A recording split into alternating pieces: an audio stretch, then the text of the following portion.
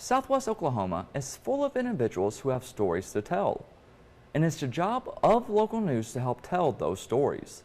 And your 7 News team is dedicated to doing just that. Follow us along while we uncover the stories that make Southwest Oklahoma, Southwest Oklahoma. My name is Justin Allen Rose, and I'm the Digital Content Manager at KSWO. I recently got the chance to visit a gym near what was the Lawton Mall. This gym is not a weightlifting gym with iron plates strung all around, but a gym stocked full of fighters and one where punching bags dangle from the ceiling. As you walk into the gym, you can't help but notice the 2 grappling championship belts to your right, with what seem to be hundreds of medals glistening from the sunlight hanging above those belts. One of the coaches of this gym is a 6-foot-tall man sporting a fashionable mustache and goatee. The goatee seemed to be a new addition, given that the majority of pictures that line parts of the gym have him sporting a lone English gentleman mustache. This description of the facial hair he usually sports is quite fitting, due to his fighting nickname being a gentleman of violence. That gentleman of violence is Tom Shoaff. Tom is a recent bare-knuckle fighter retiree who serves the Lawton community through coaching the next generation of fighters. When I visited the gym, Tom was coaching an MMA class in their gym's own cage. Tom was attentive. He kept his eyes on the action inside the cage and corrected any mistakes that he saw. I got the chance to sit down and speak with Tom about his long fighting career as well as his Lawton gym. This is that conversation. How are you feeling? First off, I think you just had your last fight, the August 25th, was it? Yeah, I fought August 25th. That was my last fight, retirement fight. I feel good. I lost, but I'm not upset at it. I had a great career. I had a great journey, so to speak, and ready for the next chapter. Kind of what I'm always interested in is sometimes people separate themselves from maybe different personas, let's say. Okay. And so I want to know, who is Tom Shoaff, the person? But also, is that somebody different than Tom Shoaff, the fighter? Like, do you do some sort of transformation before going into whether it's the cage or, the BKFC ring? Do you ever make that transition, or Absolutely. Yeah, that's actually been a big reason for my retirement, because I very much changed personality and changed persona leading up to a fight. And it's not something that happens a couple of days before a fight. It's something that happens weeks out. My entire demeanor changes. My entire persona changes. I have to be very selfish in that time period. And it's very hard to have a constructive lifestyle outside of just fighting when you're constantly changing personas. So yes, that absolutely happens. It's absolutely a part of the sport. Some people can do it at the flip of a switch. I'm not like that. It takes me a little longer to get my mind right, so to speak. But yeah, now that I'm not fighting, I would say that Tom Shoaff as a person is somebody who's dedicated to God, dedicated to his church, dedicated to his school, and I'm really excited to start passing along the knowledge and start feeding the community, in the experiences that I've had, So I'd say Tom Shoaff previously was a pretty selfish human being, and Tom Shoaff now is trying to be pretty selfless. How long have you been fighting? You've been fighting for quite a long time, haven't you? Yeah, 16 years. 16 years. I fought bare knuckle 5 years to the day, start to finish, and before that I did mixed martial arts for about 11 years. But yeah, start to finish, amateur through professional, 16 years. Which one was more fun for you, MMA or bare knuckle? More fun? Yeah. Definitely MMA. Yeah, MMA you can play. There's things that, and I know that kind of sounds silly because you're getting in a fight with somebody, but you absolutely can. You can be a little more adventurous in your techniques. You can be a little more adventurous in how you're going to approach fights. But in bare knuckle, it's just that. It's bare knuckle fighting. It's me, another guy, 2 fists. We can't take the fight to the ground. We can't really wrestle. There's absolutely no jiu-jitsu involved, no elbows, no kicks, anything like that. So it's much more of a literal fight, whereas MMA is more of a sport and you can kind of play it. Yes, that was more fun. Also notice for the BKFC fights, they kind of force you to go to the middle of the ring before each round. So that was completely different from, let's say, UFC or, Bellator, whatever fighting organization for MMA is. Yes. Do you like that better? Yes and no. So that's what they call towing the line, or coming up to scratch. It's very similar. I'm pretty sure they got it from dogfighting, because scratch lines are that's in dogfighting, but that's another story. So that's what it's called. It's coming up to scratch and or towing the line. And basically what that means is it's showing your willingness and readiness to fight. In all the other sports, we start on opposite sides and then gradually meet to the middle, or somebody wants to fight a little more, they're cutting that ring off. As far as me personally, I don't mind being right here, but personally, I'd rather have a little more space and a little more distance so I could calculate entries a little better. But it certainly makes for exciting fighting. There's no doubt about that. No, that's why I was wondering as well, is if you think it benefits your style a little bit more to meet in the ring, because I remember watching one of your fights, I forgot which one it was, but one of the announcers was saying how you had a stand-up a bang kind of approach to fighting. Mm-hmm. And so I didn't know if you thought, towing the line or, whatever it is, benefited you a little bit better. Well, I will say that standing up and striking definitely benefits me. That's what I prefer to do. Now, that doesn't mean that I'm not good at jiu-jitsu. I have a black belt. I do own a school. We have, toot my own horn here. We've got probably, in my opinion, the best jiu-jitsu in Southwest Oklahoma, if not Oklahoma as a whole. But all that said, striking definitely fits me better. But like I said, I like to judge distance. I like to be a little more tactical. And for me personally, I need a little more space to be able to do that. Tell us a little bit about the gym regarding that. Like, you can mention the classes you have, but also the achievements individuals in your school have been able to reach by coming here and training here and all that.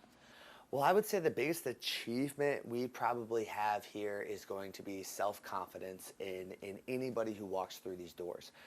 Regardless of who you are, where you come from, what your background is, your big, small, age, it doesn't matter.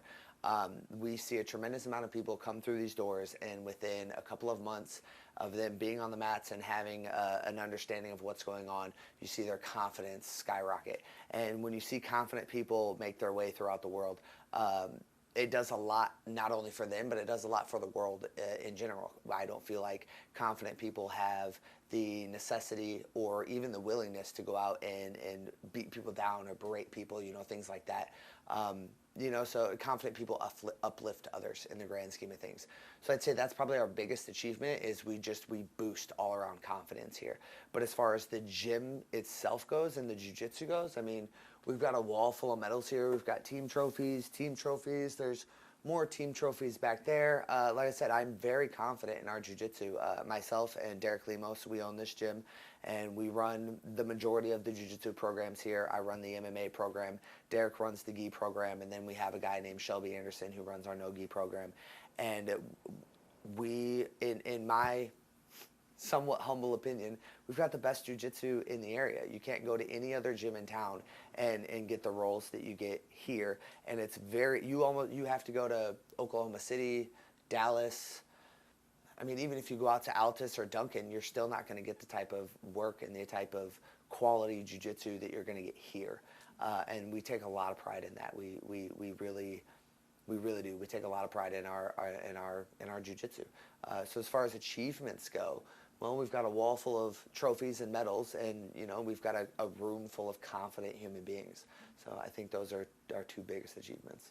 You not only have adult classes, but you also have children classes. That's right? Yeah. So we have our homeschool programs, which is Monday and Thursday at 1 o'clock.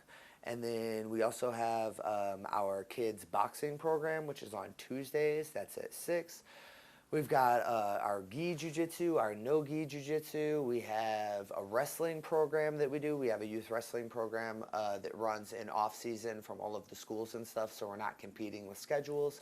And then every summer we do a Jesus and Jiu-Jitsu bully-proof camp through Dayspring, the church over on the west side of town.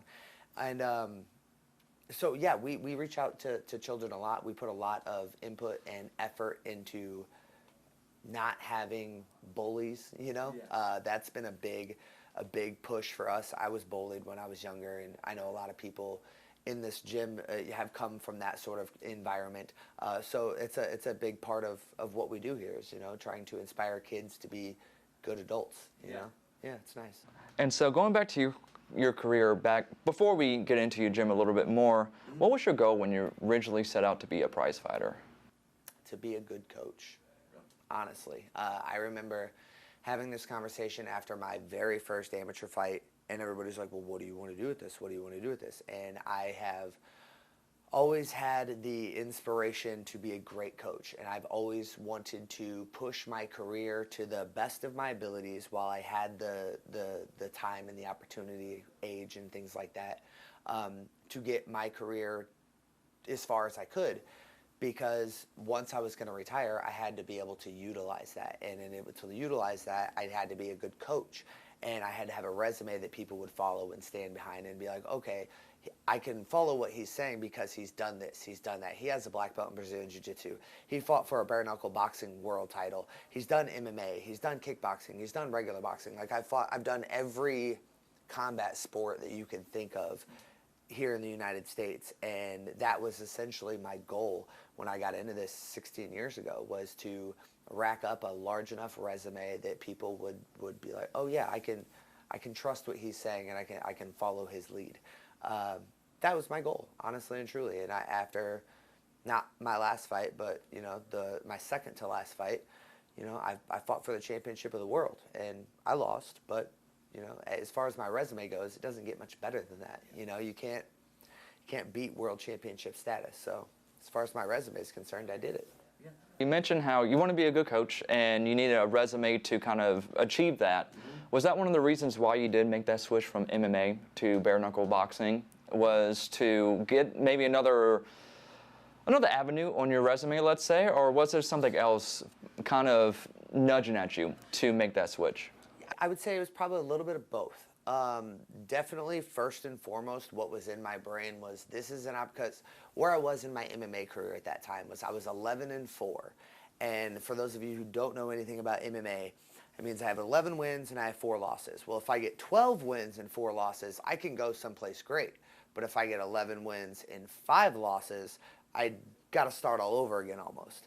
So bare knuckle was an opportunity for me to still compete in a new sport and make money as a professional while working on my grappling and getting better at jiu-jitsu, because all of my opponents that were going to be coming up, 1, knew that I was a striker, 2, I was only going to get high-level wrestlers at the point in my career that I was at. So I needed to get better in those aspects.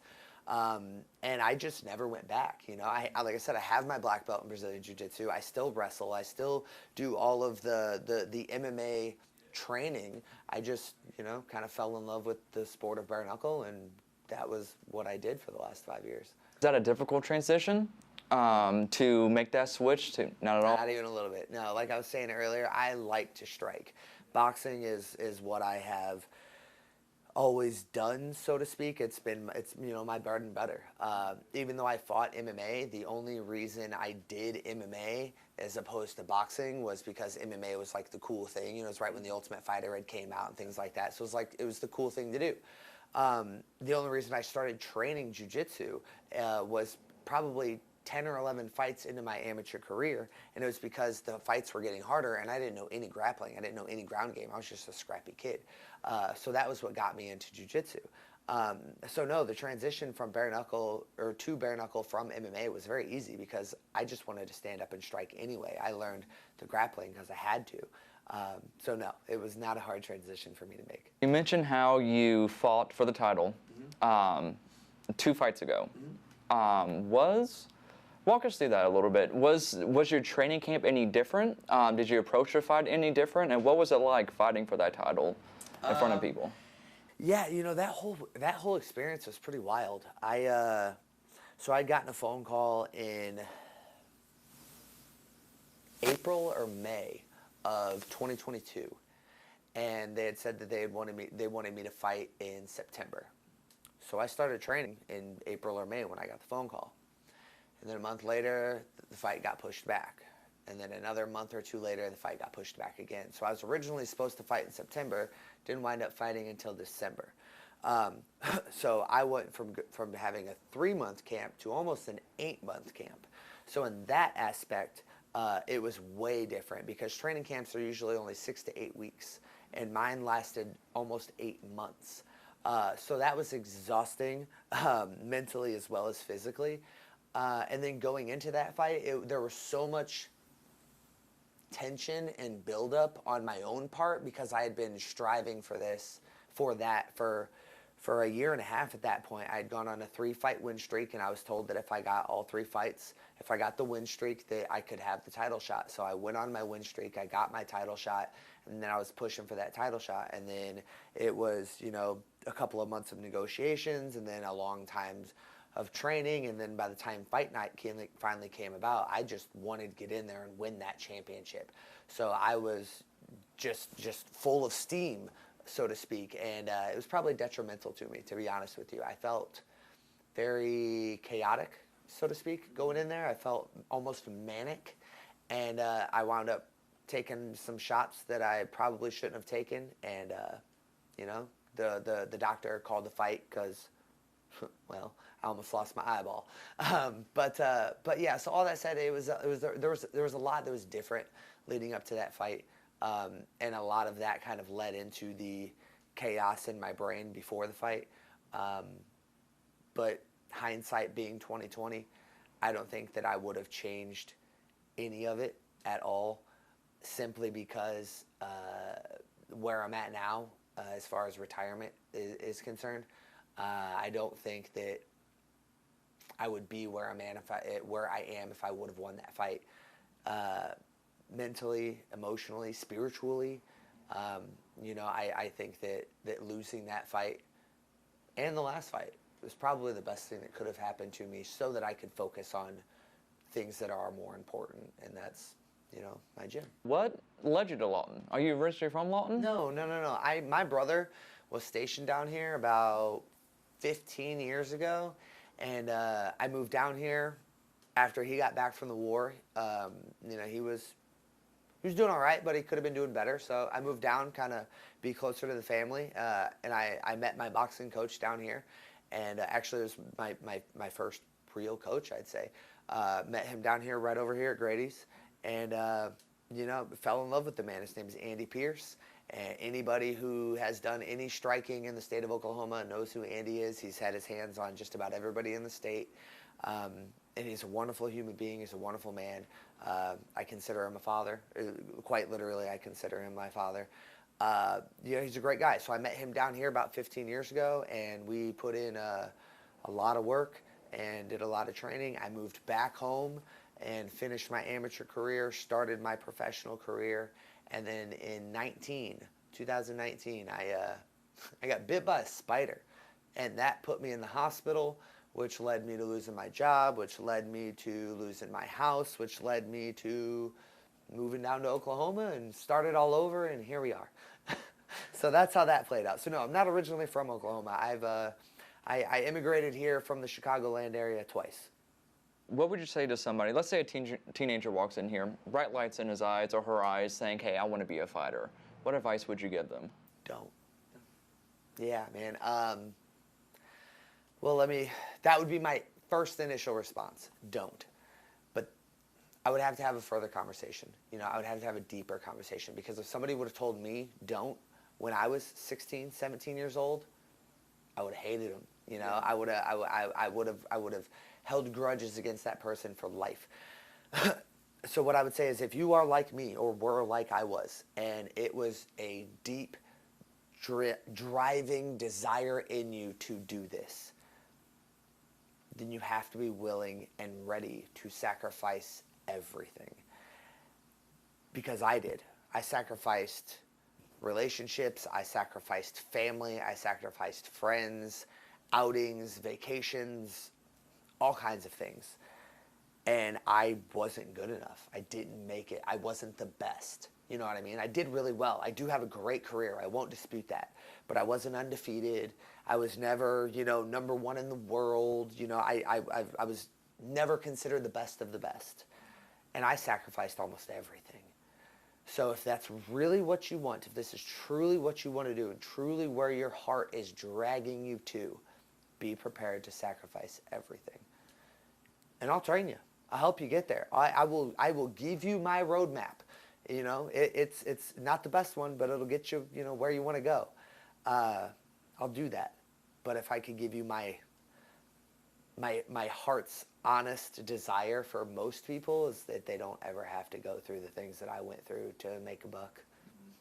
I don't want that for anybody.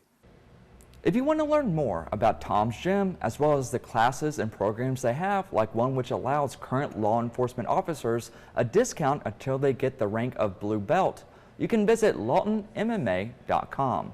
Until next time, I'm Justin Allen Rose, and this has been a KSWO Digital Exclusive.